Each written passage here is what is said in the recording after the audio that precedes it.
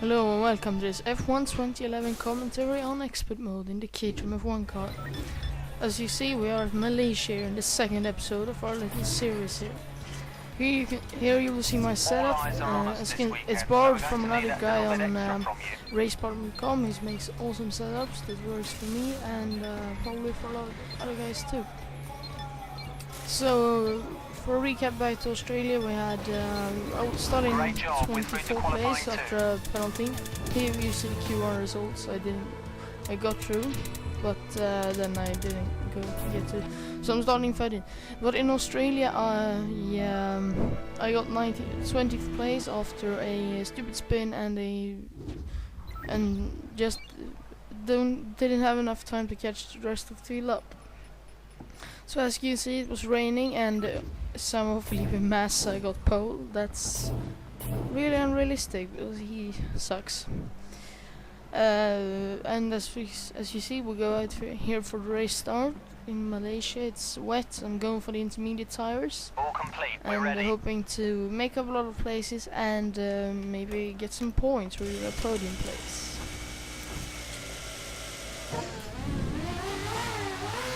And yeah, not really much to say. I'm waiting for the start here. As you can see, the two Ferraris on pole, and then the two McLarens, and probably the Red Bulls in 5th and 6th. We have Kobayashi ahead of us, Heidfeld behind us, and Schumacher right ahead of us. So we'll go for the start. Get off to a decent start like they already had. But then, yeah, get off for turning up the next gear and going for the outside. Can't see shit, bumping Kobayashi, bumps into Prix. And we try to get through it as cleanly as possible. We have Bohemia up in 5th. Yeah, he was back. And we are up in 10th, 9th, 8th, 7th, 5th. We are up to. And here we're coming up on Weber. He's super slow. And I have the outside on Weber. I outbrake everyone, bump into Alonso. And 4th, or no, yeah, 4th. And no, I didn't. No, couldn't bite down the lean, I can't find traction. And the car is just well, Weber attacking us, but he doesn't really play with it. I'm doing up the corner a bit. No one saw that. So as you can see, the top 3 guys, they're just running away, but we tried to outbrake and miss the apex a bit, but yeah, he's so unaggressive in this game, so it's not really a problem if you miss the apex. And going back to Australia, as I said, the car was really understeering and oversteer on exit. That can be a big problem here in Malaysia, where it's a lot of smooth corners with a lot of sweeping medium speed corners. As you can see, but he doesn't try to attack me at all. I don't know why he goes to the outside, and already on the outside. So in this race, it's basically for me trying to get us hold everybody back as much as possible. And as you can see, I'm doing pretty good. 4th place for the isn't too bad. Just hit all the apexes and make sure they can't get on the pole before I do.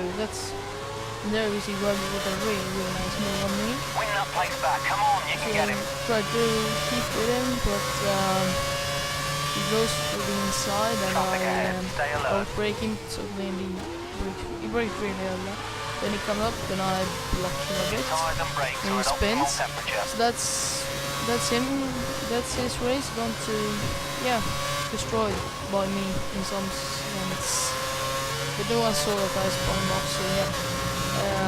Malaysia this year was a very interesting race, a long break. We got up some lap, but then the red flag the race, and somehow Alonso managed to win the race, and Perez came in second. This Perez guy, I said it last week, they really need to get him into Ferrari. I think before the end of the season, but that's probably not gonna happen. And yeah, Perez had a podium here in Canada as well, so he's a former world champion, I think. But you'll never know what happens. And as you can see, button goes up on the outside, and for some reason he will brake really early last, so I can just outbrake him. And I almost braked earlier because on defensive driving, it's almost the only thing you need to do is hit your apexes and just make sure you're on the throttle ahead of the cars behind. As you can see, the other Hamilton, Massa and Alonso are 6.1 seconds ahead, so no real hopes of catching them, but that's yeah, that's not a big problem. I'm still in 4th in the key train, that's not too bad. And as you can see, my objective is 18, so I'm beating that and beating Truly as well. Not really hard to do that, but I just continue to do 1.2 seconds out of me on just that sector, so I am doing a bit of a Truly train in honor of my teammate. So yeah, for Perez, not really much more to say about him. He's an awesome driver, should be in Ferrari already, but and Massa should be out. But I think Massa he should thank his lucky star that he's still in Ferrari, because the problem for Ferrari is that they didn't have anyone lined up to take the seat instead of Massa. And here I have a pause for some reason, don't know why. And they didn't have anyone lined up, so for this season they couldn't take on Perez because that would be too risky with Ferrari. And in hindsight, they should have picked up Perez because he's been on the podium 2 times, and Massa hasn't been on the podium once, and he's in a Ferrari in the Saubers. Ferrari wasn't good at the start of the season, but the Sauber wasn't any better. So, finishing the 3rd lap here, just yeah, trying to keep everybody behind. Lost 1.5 seconds to the guys ahead on that lap, so and as you can see, Alonso was 1.9 seconds faster on that lap, so don't really have any chances of catching them. But 4th, just hanging on to my 4th place. And yeah, the K-Drum this year, I think they're going to get a point in the race. I don't know if it's going to be on pace or just luck, but so that you have a race where like 3 or 4 of the guys ahead of them, your tires, they have a shot at of a point in the season. That will be a major milestone for them. The first point in F1 is always a big milestone for any driver and team, so yeah, it's really their year to do that. It's the 3rd year now, and they need to start showing some results soon. I think some heads will roll there. I heard Tony Fernandez money is running out, and yeah, Virgin HRT, I don't know what to do in F1, doing in F1, but yeah, who knows. And so the another from news, we saw Sebastian Vettel driving the New Jersey track. It's going to be next year. I'm probably going to that race next year, but it looks really awesome. And the start line just in front of the Hudson River with the New York skyline in the background. That's going to be amazing. And the track looks really good. I mean, Sebastian Vettel took his likeness to Spa with all the elevation changes, but it's a street circuit, so it will probably be a DRS fest there, where they will. Oh, here I missed my break mode probably, and but the AI is still unaggressive, so they won't take the chance of passing me. So yeah. Don't really know why, but here now I'm out of my rhythm here, and Button's trying to pass me there, but he's not going to do it. And yeah, the New Year's Day looks really awesome. It's a street circuit, but from what I could take out of it, it wasn't too narrow like Monaco. So it will be interesting to see. As I said, I'm probably going to the race next year, and be awesome. As well as for me, I haven't been to any F1 races yet, and that's really the last chance to in next year. It's the last chance to hear these nice awesome engines, because 2014 is going to replace them with more environmentally friendly 1.6 liter turbocharged engine. So that's really a shame. As you can see, I'm going here for my pit stop. Button keeps going, and we have Vettel behind us, the German bastard. But yeah, we'll see who's put Prix best, because he was half a second behind me, so I'll probably get out ahead of him. But you never know. And here's another thing, Comas is failed, like I said in the last episode. They are really like the back markers. They aren't, I get out ahead of everyone, so it's really nice. And my teammate hasn't even, in 5 laps I've built enough of a gap to him, like, so that he can't get out ahead of me. And I don't know what CM did when they coded the AI, but yeah, really hoping for F1 2012 to be an awesome game. I think it will be, and we just need to get rid of these stupid bugs and everything. If we just, so we're going to do like brake bias change. So I think it's, of course, it's probably a pretty important change in the F1 cars, but it's better to have like brake bias than to have a bug-free game instead. I think they should improve on the fundamentals instead, like physics and graphics and so on, instead of doing like it's a bit too bling this game. I think it's way too like, they haven't, it feels like they cheated a bit on the fundamentals of the game, like like physics, graphics, the driving experience. I don't care about driver interviews. I didn't miss that in like F1 2006. You shouldn't compare the two games, but F1 2006 didn't have driver interviews, and I didn't miss them. So I think seeing they focus on the wrong things. There are quite a few cars in the pits right now. Watch out for cars exiting the pit. And there, as you can see, I luckily get out ahead of Button, so that's that problem solved. I'm not going to lose any positions in the pit stop, so that's welcome. That's welcome. So I don't have to pass anyone. It seems the game is, they cheated a bit on the important things of the game. Of course, it's nice to have like interviews and brake bias changes, but I don't really know how important it is for me. And the John Drivers test is going to introduce. Well, it's a nice feature, but what are you going to learn?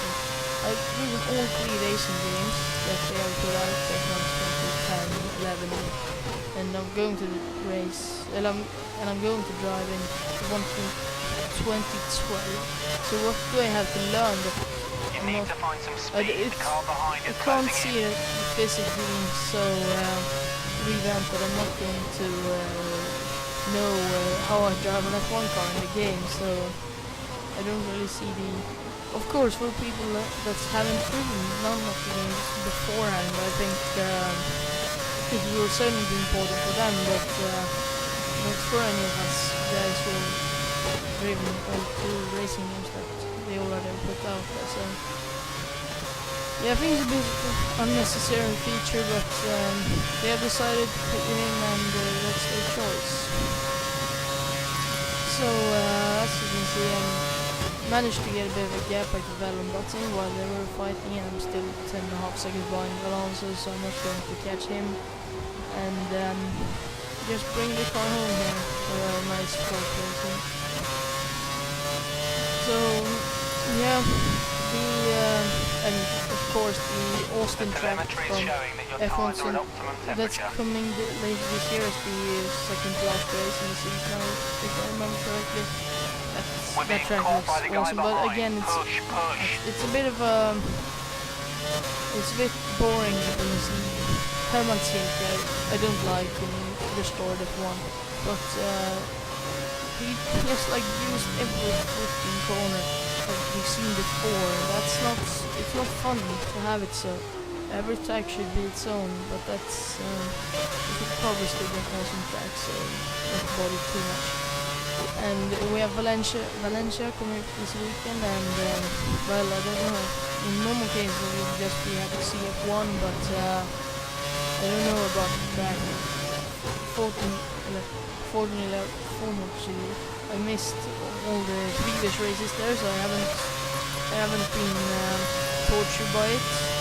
And we've heard so many guys saying last year it was like put to sleep by the race, and that's not an F1 race.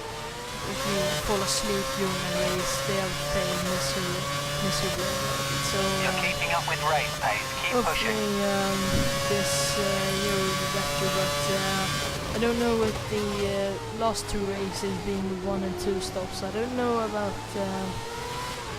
I think the Pirellis, they have been. I don't know really what's the problem with them. I don't know if the drivers are better at tire preservation, or if the tires are just too hard or too durable or anything. But I don't know about races this year. Okay, it's awesome that we have 7 different winners in 7 Grand Prix, but I don't know about. Everyone's saying it's super awesome and the best season ever. I can't agree with that because the races have been, to be fair, pretty boring if you look at it. Is it Monaco? Australia was. Yeah, I didn't watch that because I missed it, but it wasn't. I watched the highlights that we have on screen. It wasn't super exciting. In Malaysia, sure, it was the conditions that spiced that race a little bit, and seeing Prix trying to catch Alonso in the end, but that race was pretty exciting. China, I mean, that race was really exciting, but Nico Rosberg ran away with it, and again Bahrain, but that race was really exciting. The battle for, I think the second to 10th place was in like 8 seconds. I don't know what it was, but I don't know really. It was exciting, so fair enough. But and then Bahrain, I didn't watch it again, and that race was. I saw the highlights, and I actually turned off the highlights after half the race because it was just too boring to watch. And Spain was quite interesting, seeing Fernando and Castro battling for the lead during most of the race, but that race was decent as well. And Monaco was just a bore fest actually. I didn't like the Monaco race this year, just because of the tires were. It was just like, we gotta conserve the tires, and then it might rain, so we have to conserve the tires a bit more. And then they came in after, we did almost half a race on the super softs, and that's not Pirelli, I think, that's more Bridgestone. So, and then Montreal, yeah, the same thing, really possession race, but it wasn't so boring as Monaco, but yeah, we'll see Valencia this year, hoping for a great race with some overtakes and all that. I think FOM, the media, and especially the media directors that show which, or decide which cars should be broadcasted during the race, they are at fault for this as well, because they only show the top cars, they don't show the awesome drivers that are behind it. You can see what's happening on the live timing, but so they really need to change the focus a bit what they are broadcasting in the TV races. So yeah, it feels a bit. It feels like they're only focusing on the top guys and not on the awesome drivers going on at the back of the TV. So I don't know about that. Now you can see on the last lap 15 seconds down and 2.5 tenths back to level, so just trying to and my fuel light has been blinking, and yeah, trying to have enough fuel in the car so I can keep going to the end of the race, and still keep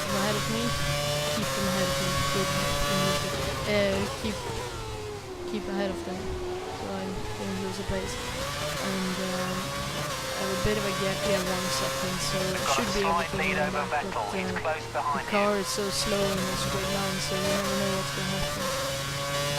And like, it's very easy to make a mistake in the rain, so just trying to stay on the racing lines. You can see fairly well where the other cars are being on the racetrack. Then you have to reach there. A bit of a gamble actually, but yeah, I have to do it so I don't get like overtaken on the straight there. Missed the apex horribly, but getting a better drive out of that corner, and we finished in 4th place in the Malaysian Grand Prix. Real nice hikey helmet there, and yeah, pretty decent race. And G9 places, so you can't complain. Great result. And in race we have Massa, Hamilton, Alonso, Lindblom, Vettel, Button, Pepper, Buemi, Schumacher, I think so, yeah, Heidfeld, Webber, Rosberg, Alclaricity, Maldonado, Barrichello, Trulli, Glock, Liuzzi, D'Ambrosio, and then some other guys that I didn't catch. And then standings we have Massa, didn't get to see that, Lotus is in 4th somehow, I don't know how, but yes, and my engineer's pleased for once. That's amazing. And no, that wasn't my engineer. That's my engineer. He's pleased for once. That's amazing. And yeah, really nice race there actually. And he's applauding the 4 people that's in the garage. I don't really know why, but so hey, we're coming to the end of this video, so thanks for watching, subscribe, and peace out.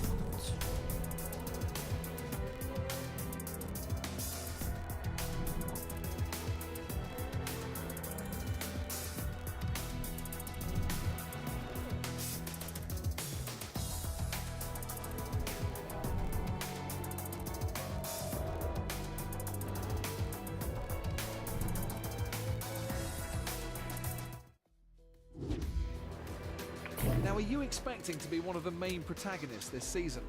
Now, bringing the car home was your main objective for this race, and you succeeded in doing that.